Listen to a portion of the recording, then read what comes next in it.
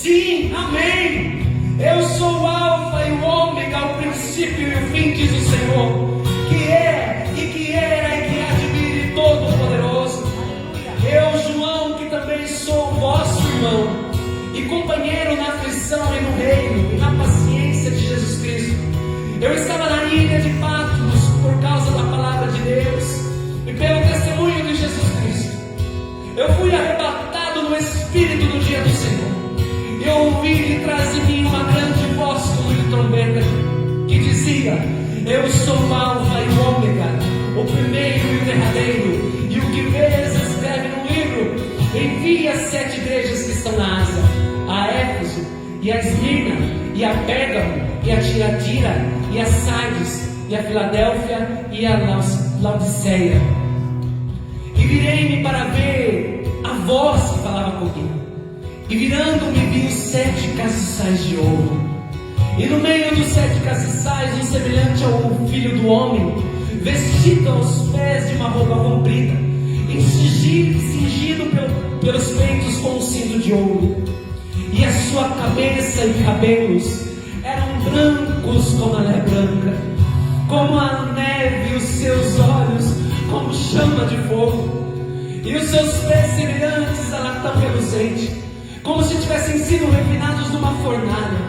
Ah, a sua voz como voz de muitas águas. E ele tinha na sua destra 7 estrelas, e da sua boca saía uma espada aguda de 2 fios, e o seu rosto era como o sol, quando na sua força resplandece. E eu, quando vi, caí aos seus pés como morto. E ele pôs sobre mim a sua destra, dizendo-me: não temas, eu sou o primeiro e o último, e o que vivo e fui morto, mas eis aqui estou vivo para todos sempre. Amém. E tenho as chaves da morte e do inferno. Escreve essas coisas que tem visto, e as que são, e as que depois dessas hão de acontecer. O mistério das 7 estrelas que viste na minha destra, e dos 7 castiçais de ouro. As 7 estrelas são os anjos das 7 igrejas, e os 7 castiçais que viste são as 7 igrejas. Glória a Deus. Obrigado, Thiago. Deus abençoe. A gente vai ver versículo por versículo o significado e construir o que Jesus está falando antes de falar as 7 igrejas que ele vai falar no capítulo 2, capítulo 3. Mas o que eu consigo ver é a misericórdia dele, avisando sobre a sua volta, mas antes ainda trazendo uma correção para a igreja. Mesmo que ele volte, a gente não sabendo quando, ele ainda, com misericórdia, com amor, ele dá mais um recado para as 7 igrejas. A gente vai ver, vai construir essa ideia aqui, mas para a gente construir essa ideia, a gente vai entender primeiramente como que o livro de Apocalipse foi escrito, tá? Ele foi escrito na ilha de Patmos por João, o último dos seus discípulos, o último discípulo de Jesus, né? E a gente começa pelo nome, porque muitas vezes Apocalipse remete a fim, a destruição. Mas quem diz isso pra gente é a TV, é o filme, é Hollywood. Mas Apocalipse significa a revelação de um novo começo. Aleluia. Amém? A palavra Apocalipse é a junção de 2 palavras gregas: apocalipse. Apo é sair, calipse, que é de calipto, que é sombra. Por exemplo, a palavra eucalipto é uma árvore de sombra. Eu é interno e sombra, ou seja, dentro da sombra. Então Apocalipse é sair da sombra, ou seja, algo que está sendo revelado. Essa mesma junção de palavras a gente vê no apóstolo, sair, enviado, ou também na apostasia, aquele que sai do meio contra.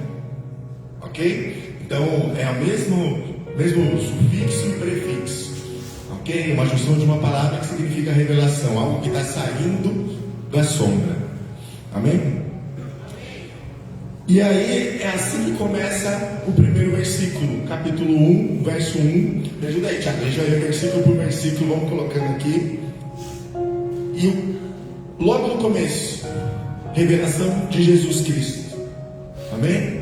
Poderia ser substituído por Apocalipse de Jesus Cristo. Amém? Então o que a gente precisa entender é que isso é um livro de revelação. A gente já vai ver do quê? Não um livro de medo. Muitas pessoas evitam ler o livro por conta que mostra algum tipo de destruição, mas nada disso. O livro foi escrito para poder trazer esperança, porque foi num tempo em que o último dos apóstolos que andou com Cristo estava preso na ilha de Patmos. Então, aquele último líder que liderava a igreja estava preso. Para os membros dessa igreja de Cristo da época, é como se não tivesse mais esperança. O último líder que andou com Cristo não está mais com a gente. E agora? O que a gente vai fazer? Quem enviou ele para lá foi um imperador chamado Domiciano. Ele sucedeu Nero, que colocou fogo em Roma. E esse imperador, ele instituiu um culto a ele mesmo, como Deus. E por conta disso, o próprio João vai falar, a gente vai passar pelo texto, que por causa da palavra ele estava preso, ou seja, ele não concordava com o culto ao imperador. E por causa disso, ele é enviado para a ilha de Patmos. Mas por que ele não morreu como os outros discípulos? Porque o próprio Senhor Jesus fez uma promessa sobre isso. A gente vê isso lá em Mateus capítulo 16, no verso 28. Jesus vem falando com Pedro e com os discípulos sobre quem ele era. E aí Pedro declara: o Senhor é o Filho do Deus vivo. Aí tem toda a conversa. E aí Pedro se levanta de alguma forma ali e Jesus fala: hoje você faz o que você quer, mas quando você envelhecer, vão pegar você na tua mão e vão levar para onde os outros querem. E o texto continua falando que aquilo era que Jesus estava falando sobre a morte pelo qual Pedro deveria morrer. E aí ele pergunta para Jesus: e este? E aponta para João. E João fala: que te importa? E Jesus fala: que te importa? Se eu quiser que ele viva.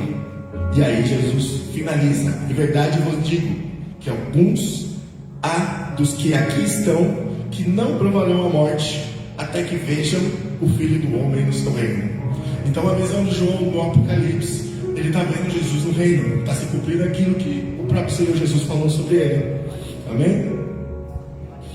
Outra coisa que a gente precisa entender antes da gente começar a trabalhar os textos de Apocalipse é que Apocalipse é um livro atemporal. No próprio verso 19 do capítulo 1 que foi lido, Jesus fala assim: escreve as coisas que tem visto e as que são e as que depois destas hão de acontecer. Então o que ele está falando? Tudo que você está vendo aqui já aconteceu, vai acontecer e está acontecendo. Então é um livro que se encaixa em todos os tempos. Por quê? Porque João, muita gente entende isso, era judeu. E para o judeu já existiam alguns apocalipse. Se a gente olha para o livro de Daniel, é um apocalipse, porque ele tem a visão de tudo que vai acontecer no futuro. Tanto que o livro de Daniel é estudado muitas vezes junto com o livro de Apocalipse para a gente interpretar os textos. Amém? O livro de Jeremias também é um tipo de apocalipse, a destruição do templo e o povo levado cativo para a Babilônia. Então, para os judeus já existiram alguns apocalipses. E Jesus está falando: já foi, mas ainda vai acontecer. Então ele está falando de algo também futuro. Amém? Amém. E aí a igreja está sempre fugindo dessa tribulação. Isso lá naquela época. Hoje a nossa tribulação é diferente. Existem algumas restrições, algumas perseguições que em alguns países são mais severas, outras aqui no Brasil geralmente mais morais ou políticas, tentando impedir a igreja de prevalecer de alguma forma. Então, em todos os tempos houve um tipo de perseguição, tá?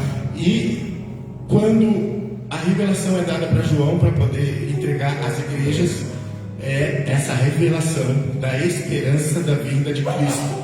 Por quê? A igreja está sem o seu líder, ela não sabe o que vai acontecer. E aí Jesus fala: escreve as coisas que você vai ver aqui e envia 7 igrejas. Okay? E o número dentro do livro de Apocalipse é muito simbólico. Ele não tem nenhum poder, tá? Mas ele intensifica para a gente um ensinamento. Okay? Número 7, a perfeição de Deus. E quando ele fala 7 igrejas, não são 7 igrejas individuais.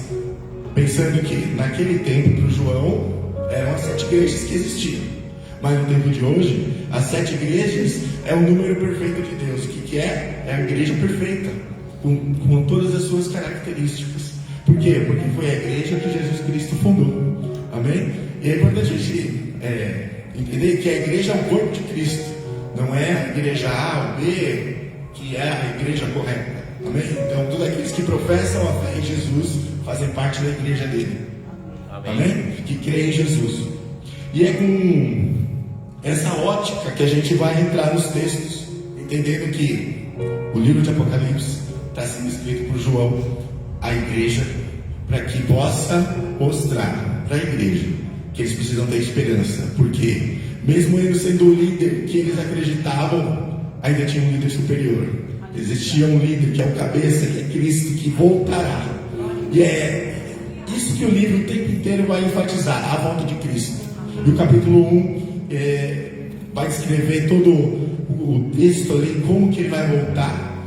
E antes da sua volta ele vai dando os seus avisos para coisas que a igreja precisa consertar, para coisas que a igreja precisa andar, para coisas que a igreja precisa fazer, para que quando ele vier, ela não seja retirada do meio daqueles que vão com ele.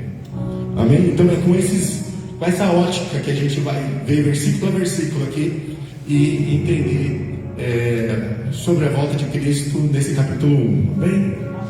Amém. Vamos lá. Capítulo 1, verso 1. Revelação de Jesus Cristo. A gente já sabe. Revelação, Apocalipse de Jesus Cristo. Ele está revelando à igreja a sua volta. Como que isso vai acontecer? Revelação de Jesus Cristo, a qual ele deu para mostrar aos seus servos as coisas que brevemente devem acontecer, e pelo seu anjo enviou e as notificou a João, seu servo. Vamos separar que a gente já viu a revelação de Jesus Cristo, mas vamos ver para mostrar aos seus servos, ou seja, a revelação de Jesus Cristo para mostrar aos servos. Quem são os servos? Somos nós. Mas é importante a gente também entender o significado da palavra servo, ok? Porque isso vai trazer muito entendimento para todo o contexto do capítulo 1. Olha o que fala Lucas capítulo 12, verso 36 e 37. E sede vós semelhante aos homens que esperam seu Senhor quando houver de voltar das bodas, para que, quando vier e bater, logo possam abrir. Bem-aventurado aqueles servos, os quais, quando o Senhor vier, achar vigiando. Em verdade vos digo, que se cingirá e os fará assentar à mesa, e chegando-se, os servirá. Então, quando Jesus fala que a revelação é para os servos, ou seja, para aqueles que estão esperando. Amém? A gente fala assim, ele vai vir como um ladrão. A ideia do ladrão é que o tempo todo a gente está preparado para que ele não roube. E é o mesmo conceito aplicado a Cristo. A gente está o tempo todo preparado para quando ele voltar. Amém? Porque a gente não coloca, alguns sim, né? Mas a gente não coloca um alarme ou fecha a porta depois que rouba. Tá certo? Então esse é o contexto do que está sendo dito. A preparação para a volta de Cristo, ela tem que acontecer em todo momento, em todos os dias. Amém? Amém. Como servos na porta, que a gente viu aqui, que o próprio Senhor Jesus fala. Você tem que ser como servos que esperam a volta do seu Senhor. Amém? E aí o verso 1 do capítulo 1 fala em seguida, as coisas que brevemente devem acontecer. Ou seja, o próprio Jesus está falando que brevemente vai acontecer. Aí você fala, nossa, eu venho na igreja, minha avó já falava que Jesus ia voltar. Só que qual que é o problema? O tempo que a gente vive cronológico, ela é uma criatura de Deus. Mas como que é isso? Se você olhar lá Gênesis capítulo 1, verso 4, Deus criou o tempo no versículo 4, separando o dia e a noite. Então a gente fica medindo as coisas que Deus vai fazer pelo nosso tempo, sendo que tudo isso está no controle dele. Só que ele está em outro tempo, que é a eternidade. Ou seja, ele já viu tudo acontecer. Amém? Então ele está no controle de tudo. Ele sabe o momento certo de cada coisa. E para ele é rápido. Olha só o que 2 Pedro, capítulo 3, verso 8 fala. Mas amados, não ignoreis uma coisa, que um dia para o Senhor é como 1000 anos, e 1000 anos como um dia. Amém? O verso 9 fala assim: o Senhor não retarda a sua promessa, ainda que alguns tenham por tardia. Amém? É isso que a gente acabou de falar aqui. Parece que está demorando, mas não está. Porque o texto fala: porque é longânimo convosco, não querendo que alguns se percam, senão que todos venham a arrepender-se. Parece que está demorando, mas não é. Ele está esperando alguém se arrepender. Ele está esperando pessoas se arrepender. E aí isso me faz lembrar no Mateus capítulo 9, o verso 37, quando Jesus fala que a seara é grande, mas poucos são os trabalhadores. Se a gente olhar o verso anterior, ele fala assim: Jesus viu a multidão como ovelhas, sem pastor. Aí o verso 37: a seara é grande, mas poucos são os trabalhadores. E aí ele ora logo em seguida, no verso 38: orem para que venham trabalhadores. Qual que é o nosso problema muitas vezes? A gente ora para que venham ovelhas, sendo que Jesus está falando, vocês têm que pedir trabalhadores. Então existe duas mãos aí: orar para que venham trabalhadores e que nós sejamos trabalhadores, não mais ovelhas. Porque a gente muitas vezes fica o tempo todo na igreja achando que nós somos ovelha que está perdido. Jesus quer trazer para o rebanho. Quando ele traz para o rebanho, ele fala: agora você é trabalhador. Aleluia. Amém? Trabalhador na seara. Para quê? Para buscar mais ovelhas, né? A gente estava conversando outro dia, o Alex, a Carol e eu, sobre uma igreja que a gente foi, cheio de luz, pipoca no meio do culto e tal. E aí a gente estava falando: nossa, mas isso é para atrair pessoas? Só que é totalmente contrário do que a Bíblia fala. A Bíblia não fala para atrair, a Bíblia fala para ir buscar. Muitas vezes esse é o nosso problema. A gente entra, continua com uma mentalidade de ovelha dentro da igreja, esperando só receber, sendo que Deus está falando: não, é hora de você trabalhar. Amém? E é por isso que o João está falando, o Pedro está falando aqui, ó, 2 3, verso 9: ele não retarda a sua promessa, senão que todos venham a arrepender-se. Coloca no 12, Tiago, você está com o negócio aí? O verso 12 fala algo interessante. Deixa eu abrir aqui não.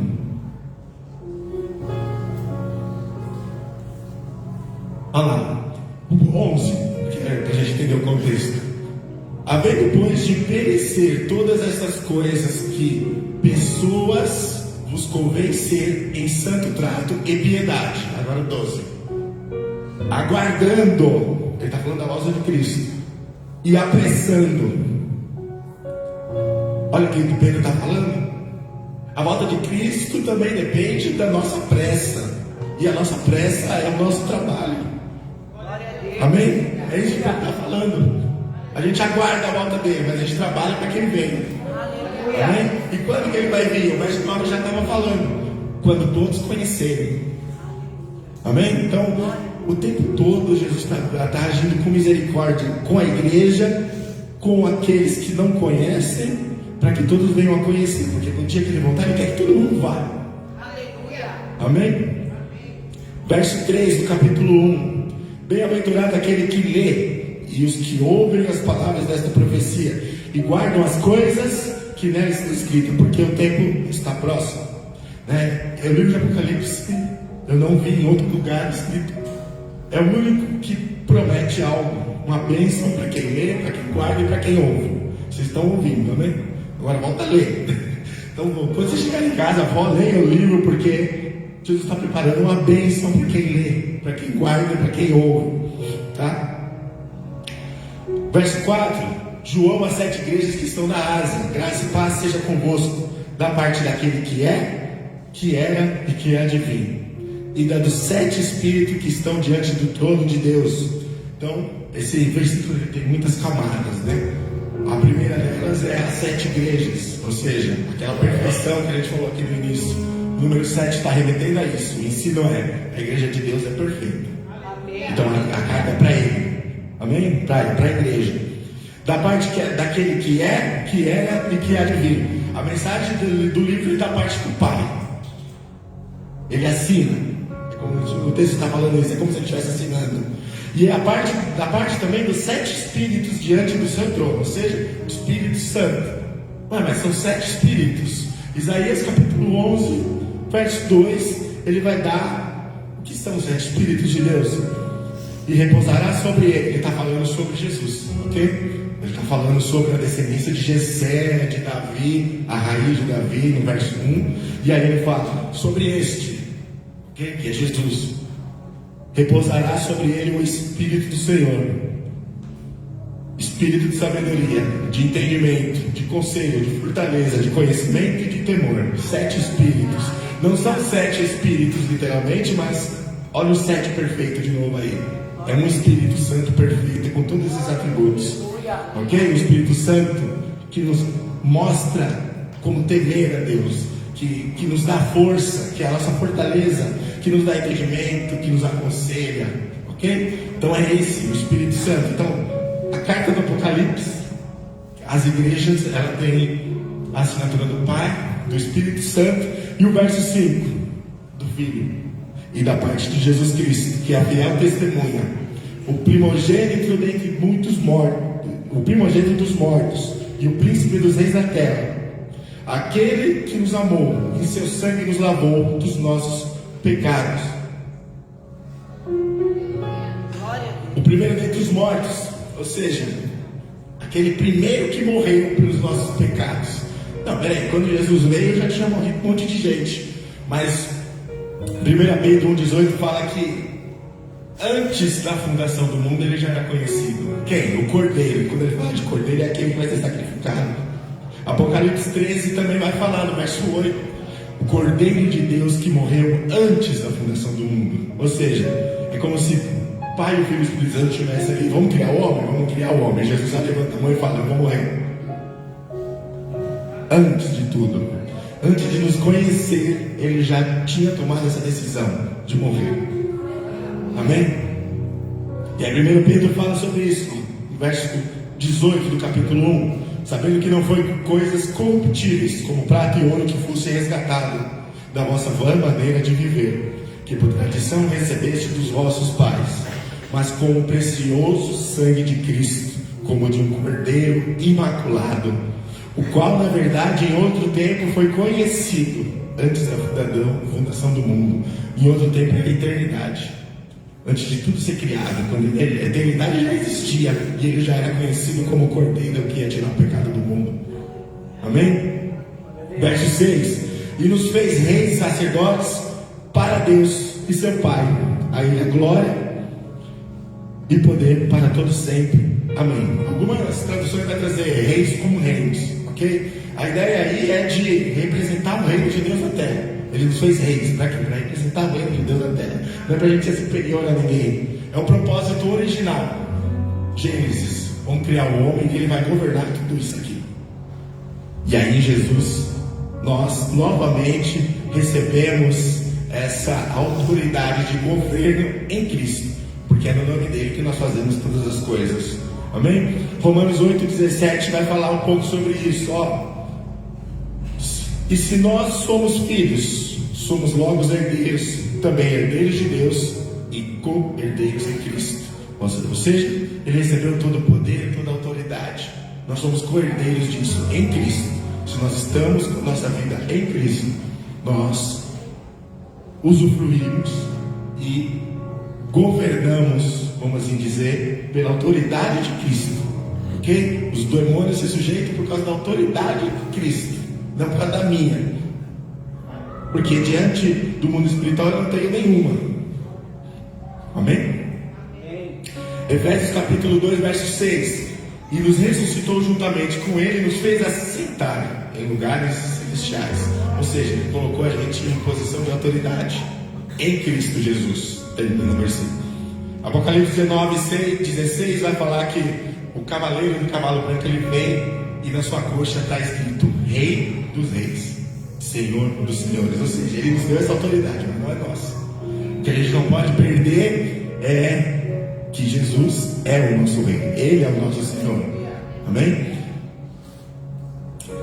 E ele nos fez sacerdotes para entrar na presença do Pai. Olha que Hebreus capítulo 10, verso 19 vai falar: tendo, pois, irmãos, ousadia para entrar no santuário pelo sangue de Deus, pelo novo e vivo caminho que ele nos consagrou pelo véu, isto é, pela sua carne.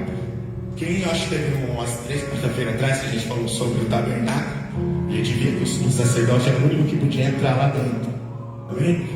Então, os outros sacerdotes não podiam. E o Hebreus está falando aqui, ó, com o véu rasgado, que é a carne de Cristo que foi entregue, ele foi morto. Ele nos fez reis e sacerdotes. Agora a gente pode entrar também. Amém? Então a gente entra na presença do Pai porque eu creio em Cristo, eu estou em Cristo, por causa do nome de Jesus, por causa da autoridade que esse nome tem. Quando a gente entra lá, é como se o Pai estivesse olhando: deixa eu ver. Aí você mostra a marca do sangue, o sangue de Jesus sobre a nossa vida, que nos purificou de todo pecado. Amém? Glória a Deus. Verso 7 do capítulo 1 de Apocalipse: eis que vem como as nuvens, e todo olho verá, até mesmo que os que transpassaram, e todas as tribos da terra se lamentarão sobre eles. Sim, amém. Essa parte é muito forte. Eu, quando eu estava montando esse sermão, quando cheguei nessa parte, eu comecei a chorar,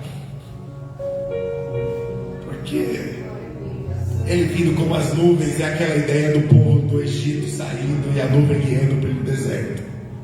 Ou seja, ele veio nas nuvens, porque ele está pegando o seu povo e mostrando um caminho para o céu, para o novo céu, para a nova terra, para a terra prometida. O pessoal que estava saindo do Egito tinha uma terra prometida. A igreja tem uma terra prometida. E a nuvem vai nos guiar até esse local. Amém? Só que tem um problema. A igreja está apresentando essa nuvem para outras pessoas, mas tem aqueles que não vão crer. E o texto está falando, eles se lamentarão, porque eles vão ver. O texto está falando, todo olho verá. Não vai ter ninguém, porque naquela época quem via era o povo. As outras nações não viam essa nuvem. O povo era guiado. Agora o povo de Deus está vendo, está apresentando a nuvem. Só que aqueles que não creem vão ficar de fora, porque o texto fala que eles vão lamentar. Vão ver e vão lamentar. Amém? Por isso que ele precisa de trabalhadores. Por isso que a gente vai apressar o tempo e a volta. Amém? Eu sou o Alfa e o Ômega, o princípio e o fim, diz o Senhor, que é, que era e que há de vir. É como, esse verso é como um lembrete aqui sobre a nuvem. Ó, só para lembrar, eu era. Amém? Eu ainda sou e eu ainda vou ser. Então ele está falando que ele é em todos os tempos. Eu estou mostrando o caminho desde a fundação do mundo. Amém? Verso 9: eu, João, que também sou vosso irmão e companheiro na aflição e no reino e paciência de Jesus Cristo, estava na ilha chamada Patmos, por causa da palavra de Deus e pelo testemunho. Eu fui arrebatado no Espírito no dia do Senhor, e ouvi de trás de mim uma grande voz, como de trombeta, que dizia: eu sou o Alfa e o Ômega, o primeiro e o derradeiro. E o que vês, escreve no livro, e envia as 7 igrejas que estão na Ásia: Éfeso, Esmirna, Pérgamo, Tiatira, Sardes, Filadélfia e Laodiceia. E aí esse texto, ele começa assim: eu, João, que também sou vosso irmão e companheiro. Lembra? Ele está levando motivação. Ó, eu sou companheiro de vocês, eu estou preso aqui. Amém? É como se ele estivesse falando: ó, não esmoreçam, porque eu vi algo. A prisão de João foi a porta do céu que trouxe motivação para a igreja que estava do lado de fora. Amém? Então ele está falando: eu, João, que também sou vosso irmão, companheiro na aflição. Eu estou sofrendo com vocês. Amém? Mas recebi algo de Deus. Olha o que ele fala: eu fui arrebatado no Espírito no dia do Senhor, e ouvi de trás de mim uma grande voz, como de trombeta. E a ideia aqui é o seguinte: ó igreja, Jesus está mandando, João está falando para a igreja: ó igreja, seguinte, eu estou preso, sou companheiro de vocês, estou na aflição, mas aqui na minha prisão eu vi algo. Amém? A porta do céu se abriu para mim. eu fui arrebatado em espírito e ouvi uma voz como de trombeta. E essa ideia é o seguinte: a trombeta é o anúncio de algo. Então ele está falando: se prepare que eu vou anunciar algo que Jesus falou para mim. E aí, verso 12: e virei-me para ver quem falava comigo, e virando-me, vi 7 castiçais de ouro, e no meio dos 7 castiçais, um semelhante a um filho do homem, vestido até os pés de uma roupa comprida e cingida pelos peitos com um cinto de ouro. Então João tem essa visão dos 7 castiçais. No verso 20 fala que esses 7 castiçais é a igreja. Então ele está vendo algo simbólico que representa a igreja, e no meio da igreja ele vê Jesus. Amém? Então o que é isso? É a onipresença de Jesus na igreja. Ele está no meio da sua igreja. No local aqui também, né? Mas quando fala onde a gente está, amém? Jesus também está presente. Glória a Deus. Amém? E ele está vestido com roupa até os pés, cingido com um cinto de ouro no peito. Isso traz a ideia primeiro do sumo sacerdote, que tinha aquela plaquinha aqui, só que agora é um cinto de ouro, que é a divindade. É o sumo sacerdote agora. E também a veste comprida é uma veste de rei. Ou seja, o rei e o sacerdote. Ele está vendo Jesus como rei e sacerdote. E a sua cabeça e cabelos eram brancos como a lã branca, como a neve, e os seus olhos como chama de fogo. Cabeça e o cabelo branco como a neve mostra alguém de muitos dias. Amém? E o que ele está mostrando? Jesus, ele repete várias vezes: eu sou o antes, eu sou o hoje e eu sou o depois. Ele está falando de alguém eterno. E o cabelo branco é a santidade dele. Ele sempre foi santo. Ele é santo e ele sempre será santo. Por isso que o livro fala várias vezes: santo, santo e santo. Não é isso que os anjos cantam? Santo, santo e santo. Jesus, desde a eternidade, ele mostra sua santidade aqui diante de João. E ele vê Jesus como os olhos de fogo. Essa ideia é importante para a gente, porque os olhos de fogo é aquele olho que tudo vê. Jesus vê todas as coisas, mas tem um detalhe: fogo. O fogo, para quem se submete, é purificado.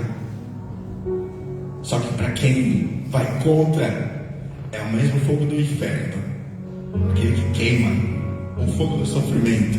Então Jesus está olhando, ele está vendo tudo, ele conhece os nossos pecados. Amém? Só que se eu me submeto, se arrependendo, ele nos purifica com os seus olhos de fogo. Só que eu sou rebelde, desobediente, vivo uma vida de pecado. Esses olhos de fogo não vão purificar. Amém? É o fogo para quem busca a santidade e se submete ao Senhor, que purifica, que santifica. Aquele fogo da brasa do altar lá de Isaías, pegou só a brasinha e tocou nos lábios. Ele fala: eu era um homem de lábios impuros. Mas quando a brasa toca, agora foi purificado. Essa é a ideia dos olhos de fogo. Mas para quem não se submete ao Senhor, quando ele voltar, esses olhos de fogo vão arder diferente. Amém?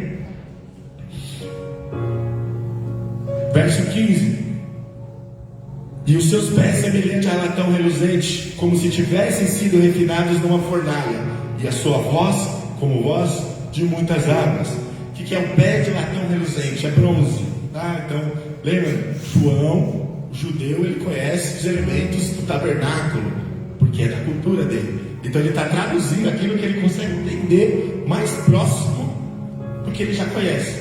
E o que era feito de bronze no tabernáculo? Era o primeiro altar onde era sacrificado o cordeiro pelos pecados. Amém? Ele era um altar de bronze. O que está acontecendo aqui? Jesus, além de estar vendo tudo e andando no meio da sua igreja, ele está julgando os pecados. Por quê? Porque aquele altar de bronze era um lugar onde era julgado o pecado. A pessoa vinha e trazia o sacrifício pelos seus pecados, e seu pecado era julgado e era perdoado. Amém? Então, os olhos de fogo e os pés, ele anda no meio da sua igreja e ele está julgando os pecados. Ou seja, os olhos de fogo para quem se submete, purifica, mas para quem não se submete, queima. Amém? E o texto termina: e sua voz é como voz de muitas águas. João está numa ilha. Imagina as ondas batendo lá nas pedras da ilha. É o som que João tem. E ele está traduzindo isso. Voz de muitas águas. É aquele estrondo que cobre todos os outros barulhos que possam ter. E ele fala que a voz de Jesus é como voz de muitas águas. Ou seja, quando ele fala, ele silencia a nossa alma. Quando ele fala, todo aquele barulho, aquela bagunça que tem dentro da gente é silenciado. Aleluia. Então a gente busca Deus porque a gente precisa ouvir a voz dele. A voz de muitas águas que silencia, que acalma. Amém?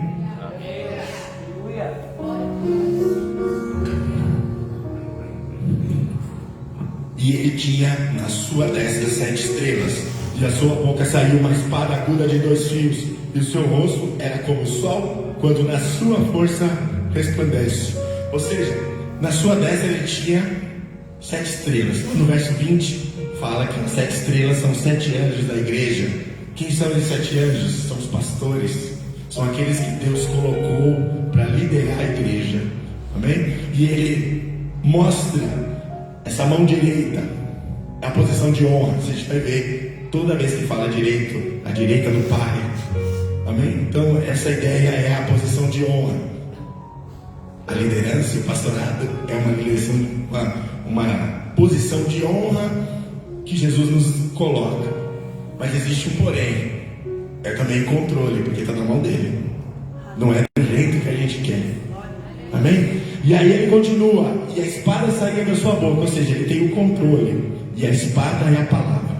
É a palavra que tem que ser a coisa mais importante numa igreja, no controle da mão de um pastor, ok? De uma liderança. É a espada de Jesus, que é a palavra. Amém? E fala que a palavra é aguda, mais afiada que uma espada de 2 gumes. Tá? Então nada mais importante. Jesus está no controle de tudo. E a gente tem que ouvir a voz dele e apresentar a palavra aguda. Porque às vezes ela corta a carne. E é para isso mesmo. Amém? Às vezes é necessário dar uma dorzinha porque ela vem cortando a carne. Tá certo? Mas ele está no controle. E ele tem uma posição de honra para quem ouve a tua palavra. E o seu rosto como o sol. Parece uma revelação progressiva aqui. O que acontece? Primeiro, ele apresenta a mão do controle, a liderança, os pastores, aqueles que submetem ao seu governo. Está na mão dele. Depois ele fala. A palavra saía da boca dele. É ele que fala no meio da igreja. Quando a Bíblia é aberta e a gente começa a ver o versículo, é Jesus falando. Tá certo? E aí quando Jesus fala, a gente conhece o rosto como o sol do meio-dia. O que é isso? Quando a gente ouve a palavra, deixa que ela corte a nossa carne, a nossa carnalidade, a gente conhece a glória de Jesus. Amém? Então é uma revelação progressiva que João está tendo aqui. Controle, palavra e glória. É o que está sendo apresentado. Só que quando João vê isso, no verso 17, e eu quando o vi, caí aos seus pés como morto, e ele pôs sobre mim a sua destra, dizendo-me: não temas, eu sou o primeiro e o último. Ou seja, quando a gente conhece a glória de Cristo, a gente se prostra diante dele. Aqui fala que João cai como morto, porque ele não resiste. É a ideia dos olhos lá. Quando a gente submete, a gente se joga na presença dele. Não de joelhos, a gente se humilha na presença dele. E aí tem um resultado disso. Ele vai lá, pega João e põe a mão direita nele e levanta. Olha a mão direita de novo. Não, João, já vi que você se humilhou, você se submeteu. Eu tenho algo honroso para você. A mão direita é colocada sobre o João. Amém? Verso 18: e o que vivo e fui morto, mas eis, aqui estou vivo para todos sempre. Amém. E tenho as chaves da morte e do inferno. Aqui Jesus está mostrando que ele foi morto, mas ele ressuscitou. Ele é o mesmo, ontem, hoje, sempre. Ele é o mesmo que foi morto, só que agora com um corpo glorificado. Ele está vivo. Amém? Jesus Cristo vive. Amém? O nosso Senhor é vivo. Tá certo? E aí ele fala aqui, lá no verso 17, ele fala para João quando ele põe a mão lá, não temas. E aqui no verso 18 ele está falando, por que não temas, João? Porque eu tenho as chaves da morte e do inferno. O que é isso? Eu tenho controle sobre a morte e sobre quem vai para o inferno. Amém? Então ele está falando, não temas. Se você está se submetendo, não é para vocês, mas as chaves da morte e do inferno é para quem não submete, porque isso leva a gente para a morte eterna, para o inferno, que é o lugar daqueles que não se submetem ao Senhor Jesus. Amém? Para finalizar aqui, se o louvor quiser já subir, vai ter algum louvor?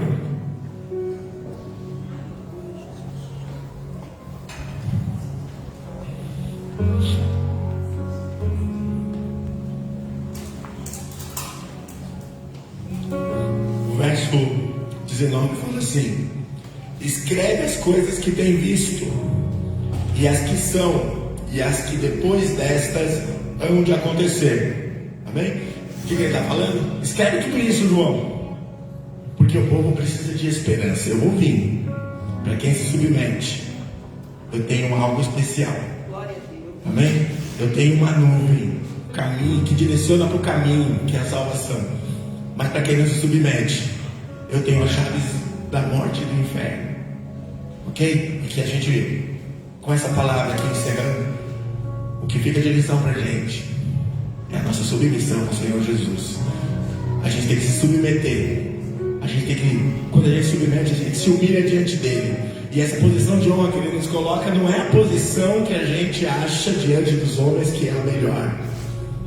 Olha lá, Isaías, Jeremias, o apóstolo Paulo, a posição de honra que eles tinham é a posição de honra diante de Deus. O apóstolo Paulo fala que ele subiu ao terceiro céu e ele viu coisas que ele não podia falar. Olha a posição de honra que ele tinha, mas é a posição que Deus coloca. Diante dos homens não é a mesma categoria.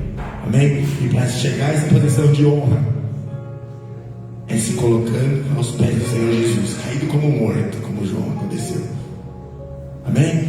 E essa palavra, você possa meditar nessa palavra durante a semana, durante esse dia, para que você possa entender, assim como eu tenho meditado já há muitos dias, que a gente tem que se humilhar diante do Senhor Jesus e que a gente tem que apressar a sua volta como trabalhadores na seara.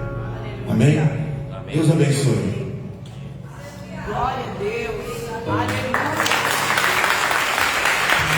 Aleluia. Se coloca de pé no seu lugar nessa manhã. Glória a Deus. Aleluia. O Senhor nos permitiu estar aqui nesta manhã para que nós possamos ser um pouco do reflexo da sua glória, daquilo que está reservado para nós.